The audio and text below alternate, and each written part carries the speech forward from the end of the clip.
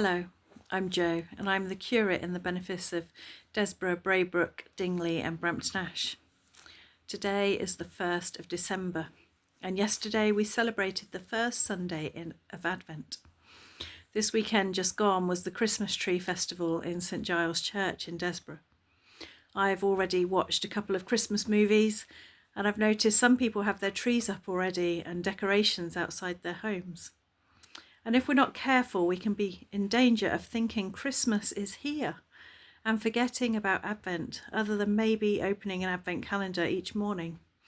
But there is a reason the Church marks the season of Advent as distinct and separate from the season of Christmas.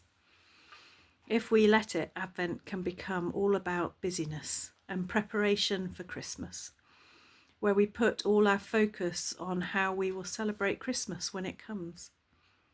But Advent is a precious gift to us in an increasingly frenetic and distracted age. It is a time when God invites us to slow down, to pause, to engage with the waiting, to look back and remember the waiting of the Israelites as they held on to the promises of God given through the prophets of the coming Messiah. A wait that lasted for hundreds of years.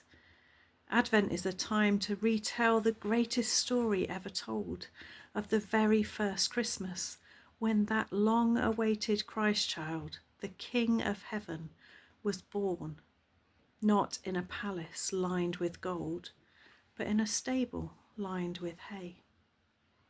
To remember how the birth of Jesus ushered in a new dawn of hope, hope for forgiveness of sins, of salvation, of the kingdom of heaven to be birthed in our hearts. Advent is also a time for us to engage with our own waiting as we wait for the second coming of the King of Heaven, when Jesus will return and bring the fullness of the hope that began with his first coming, when suffering will end and every tear will be wiped away. I encourage you, therefore, to resist the pull of the world which wants to bypass Advent, the world which encourages instant gratification and tempts to rush us ahead to celebrating Christmas. Rather, let us accept the invitation of our Heavenly Father to sit in the waiting, to remember and to acknowledge the pain and suffering that so much of the world endures in the waiting. Let us take time to identify our own longing with the longing of God's people those 2,000 and more years ago.